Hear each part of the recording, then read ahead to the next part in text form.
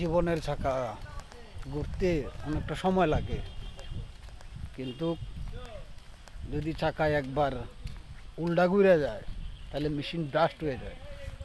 ঠিক ওই মেশিনের মতো মানুষের জীবনটাও, তুমি চলতে চলতে যদি জীবনে কোনো সময় মানে বেঘটনায় পড়ে যাও গা, তাহলে ভালো জীবনও অসুন্দর হইতে মানে 2-4 দিন সময় লাগে না, একদিনই তোমার জীবন ধ্বংস হয়ে যাবে।